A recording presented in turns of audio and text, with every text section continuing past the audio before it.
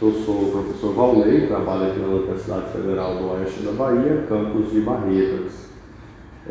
Eu estou aqui desde 2 de março de 2011, trabalho diretamente com as questões de ensino e as territorialidades que acontecem nos cerrados. Eu gosto de destacar que a gente trabalha com cerrados no plural, sobretudo o cerrado com 3 S's, né? Que é o cerrado dos sabores, dos saberes e dos sons. E com isso, meu trabalho fica mais direcionado a entender as dinâmicas de territorialidade que afligem, né, ou que chegam, que colocam em risco os territórios de vida das comunidades tradicionais, sobretudo as comunidades geraizeiras do Vale do Rio Guará, que fica entre o território do Rio Grande e o território do Corrente, e também o município de São Desidério, que é tido como um exemplo mais produtivo da perspectiva que eu passei a chamar ultimamente do agro. O pessoal fala agronegócio, né? Eu passei a chamar de agroenergias negócio, porque nesse pacote de commodities, o agronegócio, nessa região do Mato Piba e possivelmente vai para outras regiões, já percebeu que não terá água suficiente para atender essa demanda. Então, a expansão passa a se dar por outras questões ligadas à matriz energética de energias tidas como renováveis, mas todas capitaneadas pela monocultura das mentes. Ou seja, você tem parques eólicos, parques de energia solar, mas tudo monocultura. Não se pensa em fazer, inclusive, produção de alimentos, que pudesse ser produção de alimentos agroecológicos, produção de alimentos orgânicos nessas áreas, e ao mesmo tempo ter um aproveitamento melhor do solo, os quais estão promovendo o desmatamento do cerrado e da caatinga de forma homogênea. Isso não são pequenas áreas, são vários de 2.000, 3.000, 5.000 hectares. Entendendo isso, o nosso trabalho é voltado então aqui na região para um trabalho de conscientização. Venho trabalhando agora com planos municipais de educação ambiental em São Desidério e Riachão das Neves, e mais recentemente faço parte de um grupo de pesquisa ligado à ONG Gambá, que está ligada à União Europeia, onde nós estamos estudando as resiliências climáticas. E no meu caso, estou enquanto coordenador de um projeto que estuda a APA do Rio de Janeiro, né, tentando entender qual a diferença que tem numa área de proteção ambiental, nas áreas do cerrado, de expansão agrícola. Existe algum diferencial em relação a isso? Como que as comunidades tradicionais percebem essas mudanças climáticas que estão acontecendo devido ao desmatamento homogêneo da Amazônia, do Cerrado, da Caatinga, e que tudo isso vem gerando, por exemplo, percepções espaciais das comunidades e que muitas das vezes elas não são ouvidas nos fóruns de decisões de políticas públicas. Então, nesse sentido, é um projeto que a gente acredita muito nele e nós vamos trabalhar com ele até 2025, se eu não estiver enganado. E eu também sou presidente da Academia Baianense de Letras, né? E o Paulo, nós estamos aqui fazendo essa entrevista. A questão do transporte no Brasil, sobretudo esse modal, né? Eu sempre parto de um pressuposto, para quem lê um pouco de história e geografia desse país, é que a sensação que nós temos é que nós estamos atrasados 2 a 3 séculos, né, em relação ao modal diante de um país continental e que deveria, inclusive agora no século XXI, pensar no potencial do território brasileiro e não focar para a exportação de commodities apenas.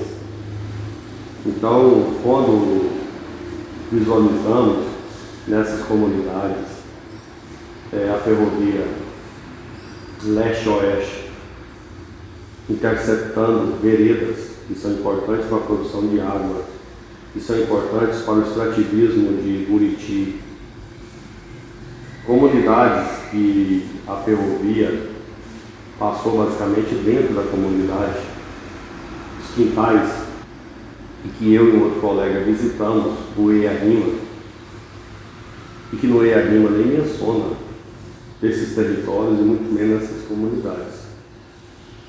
A gente fica pensativo em relação a que projeto é esse, né? De ferrovias, leste-oeste, norte-sul, já acompanhei por Goiás também, construção. E fico projetando, Marta, que toda essa infraestrutura, muitas vezes financiada pelo próprio PAC, com dinheiro público brasileiro, ou com parcerias agora com a China e outros capitais internacionais, é que isso faz parte de um projeto maior, que é um projeto neo-extrativista, de exploração das entranhas territoriais do Brasil. Exploração como assim, professor? Exploração das zonas de mineração que já estão todas mapeadas, mas que não foram colocadas ainda a serviço do capital, porque não tinha um transporte de valor acessível, falando em termos de ferrovia. Você não teve a expansão da produção de eucalipto, a monocultura de eucalipto ainda nessas áreas de forma significativa, porque não é interessante pelo valor agregado do transporte. Na medida que você tiver a ferrovia, vai expandir a produção de eucalipto, de monocultura de eucalipto. Isso citar dois exemplos. E você vai ter, antes mesmo de construir ou de colocar para funcionar, já perpassa por todo o imaginário social e político do país, aonde as terras ganham uma outra dimensão de valor, gerando então também até mesmo uma concentração de renda e de terras. Esse pacote chamado neo-extrativista, se você observar bem, você vai perceber que ele está ligado a uma mudança do eixo geopolítico e econômico do Brasil. Certo? Quando nós percebemos que você tem hoje, no ar nacional, uma perda de mais de 18% da indústria, políticas públicas galopantes, favorecendo, inclusive agora econômicas com o BNDES, cortando recursos para a indústria, direcionando para o setor do agroenergias negócios. E aí nós temos que entender que o agroenergias negócios ele é diferente no território nacional. Enquanto São Paulo, parte do sul de Goiás, sudoeste de Goiás, tem aí a expansão da produção sucroalcooleira, né, de álcool, de cana-de-açúcar, você tem também, às vezes, maior concentração de agroindústrias naquela região, de produção, inclusive, de alimentos semi-processados. Mas nessa região aqui do Mato Piba, Barreiras, Tocantins e Maranhão, instalou-se muito essa produção de commodities a granel. Então isso pode dificultar ainda mais a geração de emprego, agregação de valores, a melhoria do potencial humano. Nem vou falar de PIB, né? Mas a melhoria do potencial humano. Então, eu fico pensando que nós estamos num momento pior do que no passado, as buscas da MPB colocaram, sobretudo o Raul Seixas dizer que alugaram o nosso país. Então, nós estamos literalmente entregando o nosso país para o capital internacional. Muitas dessas fazendas que estão sendo adquiridas hoje pelos fundos internacionais já estão visando uma produção, mas também um escoamento dessa produção com valores mais acessíveis. Mas, em contrapartida, nós temos um país com mais de 30 milhões de pessoas com fome direta, e se nós formos pegar com fome nutricional, daria 60 milhões de pessoas. Ou seja, é muito contraditório essa mudança do eixo geopolítico. Ou seja, sul e sudeste do país deixa de concentrar o eixo geopolítico econômico, e nós estamos vivenciando, no século XX, no final do século XX e do século XXI, a mudança estratégica, que talvez está ligada ao capitalismo de tolo, do eixo geopolítico. Então o eixo geopolítico já não está mais no sul e sudeste, ele passa a ser concentrado agora com a financiarização das terras, com a expansão do agroenergia dos negócios na região nordeste e norte. Então, se eu tenho essa intenção desse eixo geopolítico, onde o Brasil se configura internacionalmente como um grande produtor de commodities, na cabeça dos nossos gestores, muitas das vezes, é o Eldorado do desenvolvimento. Isso acontece porque nós somos contaminados, desde a década de 60, com o mito da modernidade, que é o progresso infinito das grandes cidades, o mito da natureza infinita e o mito da neutralidade científica. E com isso tudo, o Cerrado é posto à mesa, né? Desvalorizando o seu potencial no Brasil Central, que aí sim seria o grande eixo geopolítico, e valorizar os bens naturais do século XXI. E um deles, que nós vamos passar sérias dificuldades, são a questão da água. O Cerrado é o maior produtor de água, né? E por sua vez ajuda também na produção de água que é utilizada para a produção de energia, né? Que dá sem energia, sem energia elétrica, sem energia solar, sem energia eólica, sem energia fóssil, não há como expandir nenhum tipo de fronteira. Então, essa é uma análise que eu consigo fazer, entendendo que todo esse movimento está integrado, né, também, uma disputa maior entre a Pax asiática e a Pax americana, né, as quais os países sul-americanos, e no caso o Brasil, poderia talvez aproveitar melhor esse Eldorado do desenvolvimento e talvez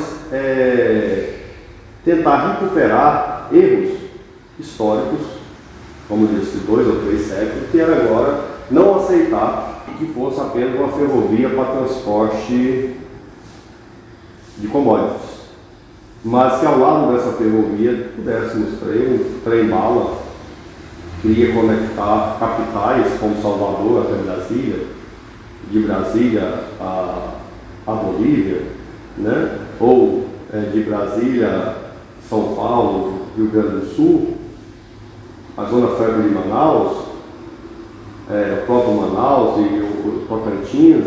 Ou seja, nós teríamos aí a possibilidade de um deslocamento acessível à população, a mercadorias, a bens e serviços, de um tempo rápido, sem ficar dependente do transporte aéreo, que é caríssimo e inacessível, inclusive, para um país continental como o Brasil. Ou seja, pensando com a cabeça de geógrafo, do geógrafo educador que está aqui no Brasil Central, infelizmente parece que nós estamos caminhando para o capitalismo de tolo, que vota leis e projetos no Congresso Federal e no Senado, que vão contra essa vocação, inclusive do nosso potencial comércio local. Eu posso falar da comunidade Ponte Mateus e a comunidade de Vereda Grande, que está na área que eu realizei o doutorado e que eu desenvolvo trabalho desde 2012 lá. Para esse modelo neo-extrativista, que a ferrovia possivelmente deve ter um maquinista e vários vagões passando em alta velocidade, a percepção que eu tenho é que o que fica, ou que para as comunidades, fica só a Inagri, que está construindo uma ferrovia no seu território.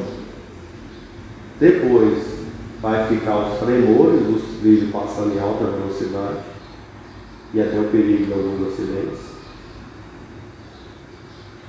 Mas agora já fica o impacto nas veredas, que são produtoras de água, que são produtoras também de frutos, buriti, buritirama e outros que contribui para a dieta alimentar dessas comunidades. Fica também o impacto de receber a infraestrutura, que é a loja dos peões e os empreiteiros e toda a logística da construção da ferrovia, no qual Ponte Mateus recebeu o alojamento. Por um lado, alguns receberam por isso, mas por outro lado você fica um impacto de você ter 100, 200, 300 homens dentro da comunidade. Né? Há diversos relatos de violência, de aumento de abusos, tentativa de abusos sexuais e outras coisas assim, nessas comunidades por onde passaram, que não é diferente do modal de energia elétrica, né? Não é diferente de outros modais. Por outro lado, a gente percebe também que a comunidade local ela é capturada, um ou outro, a minoria geralmente, aqueles que são mais dedicados ao mundo do trabalho, precisam de fato de um recurso, alguns são capturados para subempregos, né? Empregos braçais. Então tem muitos homens das comunidades trabalhando na ferrovia. E alguns até seguem trabalhando, ficando às vezes o problema social familiar para trás. Né? Há relatos também de alcoolismo, mas essas são questões assim, que não pode naturalizar, mas que acontecem com a construção das infraestruturas, né? E que precisa ter profissionais, acredito que até tenha, né? Voltado para a segurança do trabalho, tudo isso, e fiscalização sobretudo. Né?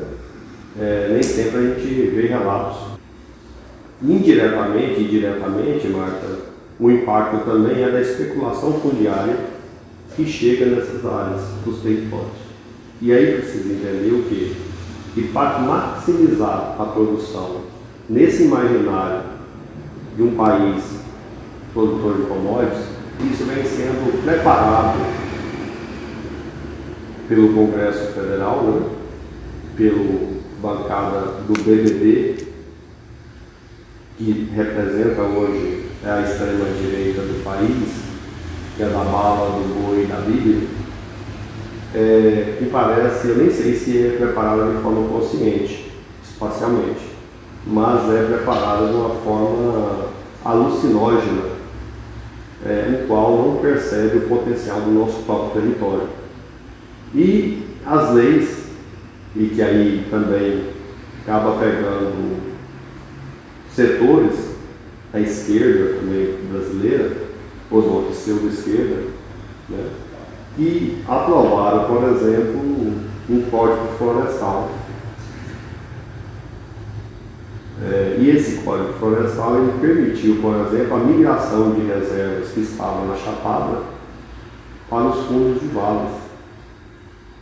Então esse também, quando você fala da questão ambiental, nós estamos num país que vende um verniz ambiental, mas que, no entanto, está passando por regulações pelo capital internacional, soja verde, tudo isso que está sendo colocado, né? Que no rastreamento da produção está demonstrando, de fato, aqui teve um estudo da CI Brasil, que eu vi os relatórios, que 47% dos empreendimentos têm passivos ambientais. Né? E essas comunidades que ficaram esquecidas por não essa integração regional de propósito, essas comunidades que sempre produziram farinha e outros subprodutos para a economia local, regional e até nacional, essas comunidades que produziram filhos que foram capturados pelo mito da modernidade e que foram servir nas ilhas Salvador e São Paulo no processo migratório, elas são invisibilizadas socialmente, invisibilizadas da assessoria jurídica, da delimitação e demarcação dos seus territórios, e elas são invisibilizadas diante das leis ambientais. as quais colocaram elas, é uma especulação jamais vista nas áreas do Cerrado, isso em todo o Cerrado e em outras áreas, que é a possibilidade das grandes fazendas, ou dos condomínios rurais, migrar com as suas áreas de reserva para essas áreas que foram preservadas devido à falta de infraestrutura e etc. Né? Então nós temos aí uma situação muito delicada em relação a esses territórios. Então, assim, esses territórios, eles são impactados, né, pela lógica das leis ambientais, direto e indiretamente, e essas comunidades, além de ser impactadas no seu território, elas perpassam também uma onda de racismo ambiental. E na medida que você aumenta a competição, você tem também a falta de consciência, a falta de formação, a falta de entendimento que esses territórios tradicionais possuem na sua própria, com um conjunto de leis e um conjunto de possibilidades que garante a elas um modo de vida ligado à pesca, ligado ao uso de pequenas lavouras dentro das veredas, que são as lavouras de rego, ao uso de uma caça, né, para consumo próprio. Então, muitas das vezes, os técnicos de meio ambiente do município e até do estado, por desinformação ou até mal intencionados, né, gera uma onda de racismo que propicia, às vezes, até a falência da produção familiar, da produção de artesanato, dificultando a sobrevivência e geralmente gerando uma dependência e uma miséria no campo, bem no meio da grande produção de commodities. Então é muito contraditório isso, porque você tem os desafios ambientais que são colocados a nível internacional, nacional, regional, e você tem também essas comunidades empobrecidas, isoladas, cercadas em seus territórios, sem poder, muitas das vezes, ter as condições mínimas de acesso aos bens naturais para a reprodução do modo de vida e, por sua vez, a própria vida. Tá? Isso acontece em todo o vale hoje, aqui no oeste da Bahia. Nós temos muitos relatos de colegas do Tocantins, do Maranhão, que é uma onda, né, de desapropriação desses territórios que outrora ficaram sem assessoria jurídica para demarcação, para reconhecimento, para autoidentificação. Ou seja, nós temos um desafio imenso, que é como promover o desenvolvimento econômico com a equidade social, sobretudo para essa parcela tida enquanto invisibilizada do território brasileiro. Então, se a gente observar a paisagem, a gente vai perceber e vai entender que essa paisagem do Cerrado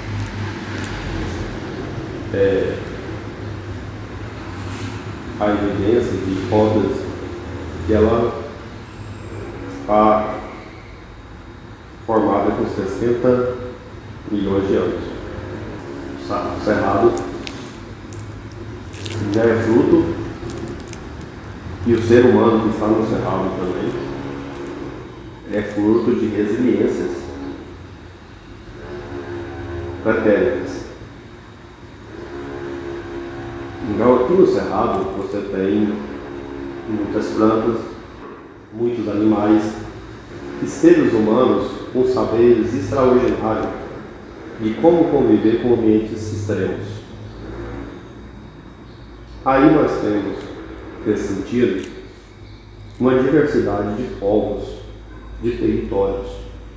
Você tem as comunidades geraizeiras, que foi até invisibilizada com a parcela da academia das universidades, numa tentativa de fazer uma discussão que só existia o camponês. Mas esqueceu que esse camponês, ele é filho de indígena, ele é filho da mistura do indígena com o quilombola, e que ele é filho até de mistura de europeus que vieram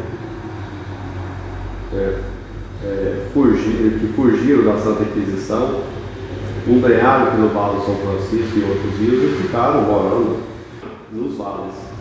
Então, quando você observa essa paisagem aqui, você vai observar que ela tem platores, áreas planas, que foram formadas nos períodos climáticos, que a gente chama de periplanação. É um período de longo tempo de geomorfologia horizontal. Na verdade, o Cerrado já foi basicamente quase semelhante à Caatinga, porque passou por ventos extremos climáticos. Posteriormente, você tem um período de mais chuvoso, que a gente chama de geomorfologia vertical. Isso foi entalhando, a gente chama de entalhando o Talverde, formando esses vales. Grutas, cavernas, né, fruto das rochas calcárias, que possivelmente foram ilhas de sobrevivência de seres humanos pré-históricos, que garantiram a nossa chegada até aqui. Garantiu como? Não tinha cercas e o planeta Terra não tinha dono. Então, você sentindo as mudanças climáticas, você poderia deslocar para um lado e para outro, de acordo inclusive com o movimento dos animais.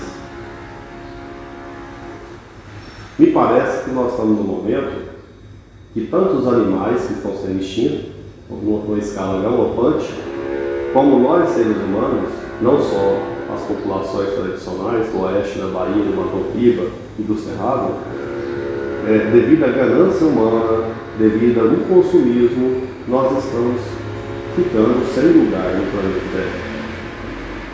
Isso é muito fácil de entender, e aí eu vou entrar em outras coisas, assim, como que nessa fronteira, que eu falo, a fronteira da monocultura de ideias, para essa fronteira funcionar, precisa desse pacote modal que você está estudando, como que essa fronteira da monocultura das ideias consegue, ou vai conseguir, né, estruturar diante de uma diversidade de vida, se não há lugares para as pessoas participarem desse processo. Então tem algum equívoco, né? Então isso precisa rever na forma do planejamento. Então, quando você me pergunta quem são os geraizeiros, os geraizeiros são fruto dessa resiliência. São homens e mulheres ascendentes de indígenas, quilombolas, brancos empobrecidos, e vieram para o oeste da Bahia, primeiro, devido às mudanças climáticas pretéritas, encontraram nos vales as nascentes de água ou rios veredanos, que são rios que têm muitos buritis. Veredas é um lugar que nasce, é o oásis do Cerrado. E nesse oásis do Cerrado, você tem a concentração de vida, porque tem água. Então, possivelmente, os homens e as mulheres do passado chegaram ali por causa da caça, por causa da possibilidade de ter acesso à água, né? Então, as veredas, eu falaria de uma forma poética, que é o oásis da vida, porque tem água. É onde conecta as águas superficiais e as águas subterrâneas do aquífero Cuia. É onde você tem acesso ao melhor serviço que o Cerrado pode nos oferecer, que é a produção de água potável, água doce. Então, tudo isso, Marta, leva-nos a pensar que precisaríamos de um outro planejamento territorial do Brasil Central, sobretudo nas áreas de Cerrado, né? E com esse planejamento, não precisaria de fazer a fronteira junto com esse pacote modal, com a expansão constante da fronteira. Mas repensar, como você me perguntou, quantos milhares e milhares, se a gente tem esses dados hoje, pelo Mapa Biomas e outras plataformas, existem milhares e milhares de hectares de pastagem degradada. Existe potencial de maximizar a produção por hectare, desde que tenha investimento tecnológico. Então, e nós, por mais que nós produzimos, nós somos ainda insuficientes diante da Holanda e de outros países da produção agrícola. Ou seja, esse capitalismo, capturado pelo capitalismo agronegócio, capturado pelo capitalismo financeiro, pode gerar e vem gerando mais impactos ambientais, mais impactos territoriais do que desenvolvimento de um capital humano que possa gerar justiça social e cultural nesse país. Agora, dizer que isso não vai acontecer, a única forma que eu vejo, que eu consigo visualizar, é que nós precisamos ter um planejamento estratégico que possa recuperar um pouco dos erros do passado, trazer um planejamento que tivesse uma escala aonde aquele que preserva mais, grande, pequeno e médio, ele teria uma isenção de impostos rurais e urbanos, sobretudo rurais, e aquele que não preserva dentro de uma escala temporal, ele não teria a função social e muito menos ambiental da sua propriedade. E aí talvez, Marco, nós teríamos uma outra possibilidade de desenvolvimento, que é, na medida que nós chegarmos nessa mudança do eixo geopolítico do país, com todos esses modais, eles voltados também para a melhoria da qualidade de vida internamente, mas também que nós tivéssemos, nesse Brasil Central e na Amazônia, a inversão de valores, aonde um hectare de cerrado em pé e um hectare de Amazônia em pé teria um valor econômico maior do que desmatado. Infelizmente, nós chegamos no século XXI, um hectare de cerrado desmatado vale mais do que um hectare de cerrado preservado. Percebe? Essa é a grande questão. E quando a gente fala assim, não significa que o professor Valnei é um xiita, que o professor é contra o desenvolvimento do capital. Não. É que nesse século XXI não há espaço para o desenvolvimento econômico que não seja aliado, né, a boas ideias de um planejamento que envolva, sobretudo, economia e meio ambiente. Porque um país que é gestado pelas monoculturas das mentes pode chegar nesse século XXI com grandes dificuldades de valorizar, inclusive, a diversidade. O que se perde de ecoturismo, de turismo de base local, de produção artesanal, como você me perguntou, né? De uma economia solidária, mas para isso precisa ter essa sensibilidade e de entender que a desigualdade não interessa a ninguém. Ela é péssima para os mais excluídos e os excluídos, e ela é péssima também para os capitalistas.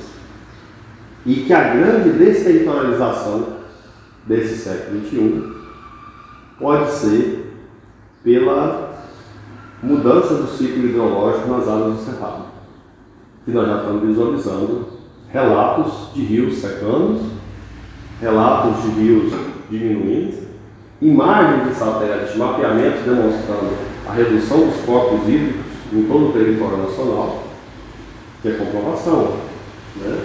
São sensores que estão observando isso para nós. E que nós vamos ter, basicamente,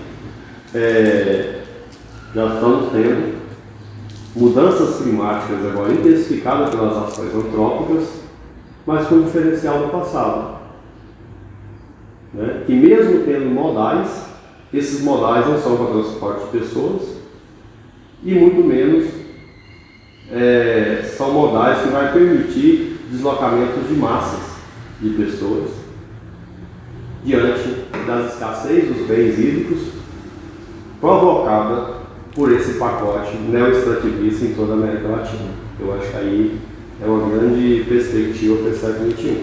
Tá? E muitas das vezes as ações ligadas ao chamado desenvolvimento sustentável não busca atender às ODSs.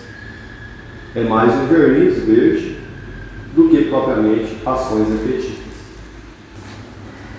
Desses basicamente 10 anos que eu estou acompanhando esse território do Malu do Guará, eu vou falar de outros territórios. O que eu percebo foi aumento da instabilidade fundiária. Territórios das comunidades que passaram por tentativa de grilagem na década de 70, hoje está tudo em ebulição,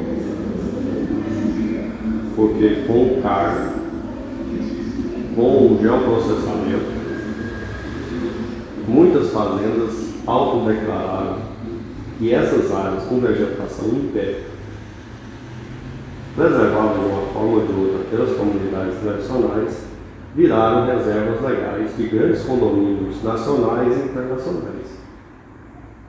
Percebe? Então são áreas de reservas legais. E sendo áreas de reservas legais, as reservas legais do país veio com embutido a lei o mito da natureza intocável. Não pode se fazer nada. É só a natureza sem a presença humana. Então você tem um processo de desapropriação dos territórios de vida, dos territórios de caça, dos territórios de extrativismo, das coletas de frutos e frutos importantes para a dieta alimentar desses povos. Agora é importante também dizer que basta observar as informações da mídia, inclusive da Operação Faroeste, que a estabilidade fundiária não é algo só dos territórios tradicionais. Ela é algo que atinge todo o setor do agroenergia dos negócios. Por que isso, Marta? Porque nesse país se abriu mão, desde 1850, de fazer uma reforma agrária documentada, bem feita, e que nós pudéssemos estar em outro patamar. Então, se nós pegarmos, segundo a enciclopédia do IBGE e outros documentos, nessa região aqui, todas as fazendas que estão além dessas escarpas e que chegam nos patamares dos gerais, né, eles afirmam em 1946 que não tinha cadeia sucessória de documentos. Eu não estou falando nada demais aqui. Existem várias e várias reportagens, teses e dissertações apontando, quem estuda isso propriamente, que houve toda uma indústria cartorial de produção de documentos, de matrículas, e que serviram inclusive como moeda de financiamento pelo Banco do Brasil, pelo Banco do Nordeste e pelo setor do capitalismo financeiro para chegarmos nesse patamar que nós estamos. Percebe? Então, nesse sentido, nós chegamos no século XXI com instabilidade fundiária que é desinteressante até para o capital internacional e, por que não, para o grande capital nacional. E, por sua vez, quem é mais impactado são as pessoas que perdem seus territórios, simbólicos, onde seus parentes, a sua vida cultural está ali, inclusive, às vezes, sepultada naquele território. Então, essa é uma grande tragédia fundiária que nós temos no nosso país. Então, a instabilidade fundiária é, talvez, a chave dessa desigualdade e da exclusão que nós temos hoje no século XXI. Um grande geógrafo brasileiro chamado Milton Santos coloca em um dos livros dele que nós deveríamos pensar e união e não unificação. Depois ele escreve um outro livro que é Uma Outra Globalização. A primeira parte do livro é sobre as perversidades, sobre as fábulas, e se nós iríamos ter capacidade de pensar por uma outra globalização, Marco. Então, assim, quando você me pergunta que integração é essa? É uma integração sul-americana, integração matopibiana? Para mim, ela é uma integração apenas em prol do projeto neoextrativista, em prol da concentração de renda, em prol da dilapidação dos territórios, em prol da concentração da violência, em prol da concentração dos índices de morte, por diversos motivos, porque nós estamos simplificando o planeta Terra, nós estamos simplificando a biodiversidade em prol da nossa monocultura das nossas mentes, como coloca Chico Vandana. Então, que integração é essa, aonde nos últimos 22 anos, aí que está pegando a mesma escala, só houve concentração de renda, aumento da desigualdade e aumento da miserabilidade na América do Sul ou na América Latina. Que integração é essa que, ao invés de preocupar com o valor da biodiversidade, com a importância que é da própria Amazônia, do Cerrado da Caatinga, diante desse cenário internacional, diante inclusive do desenvolvimento técnico-científico e informacional, que nós pudéssemos descobrir novos remédios para combater inclusive a diminuição, a queda da imunidade da população mundial, haja visto a pandemia. Para mim, isso não é integração regional nem internacional, porque o movimento é unificado. É um movimento exportador de commodities. Na sua própria fala, você fala sempre que eles desaguam nos portos. Mas esses portos desaguam em outros portos e que causam impactos ambientais e sociais também em outros territórios. Haja visto a produção de proteína na Europa, né? O alto consumismo no mundo asiático, né? E nós temos que ter clareza que se a população mundial continua nessa lógica consumista e nós não produzimos grãos ou alimentos para alimentar outros animais e produzir ração e produzir proteína. Nós temos uma grande produção também de algodão, de outros produtos que não são alimentícios. Nós temos a produção da cana, que é voltada à produção de álcool, etc. Então nós temos todo um pacote que nos deixa muito preocupados, Marta, em relação à vida, em relação à integração de fato. Agora, a integração dos povos, mesmo diante do rolo compressor da globalização econômica, eu quero acreditar que mesmo de uma forma subalternizada, nós avançamos muito, porque hoje você sabe diretamente, você pode ter as pessoas, uma comunidade ou outra, se tiver acesso à informação e acesso à tecnologia, as pessoas podem conversar diretamente com grupos indígenas da Amazônia, da Bolívia, saber diretamente o que está acontecendo, que lá barrou, né, a construção da rodovia, né? Você tem relatos na internet que falam, pessoas dando depoimentos, ou seja, nós também vivemos um momento muito interessante que você consegue descobrir, ter vídeos sobre os zapatistas, sobre as formas de resistência de outros territórios.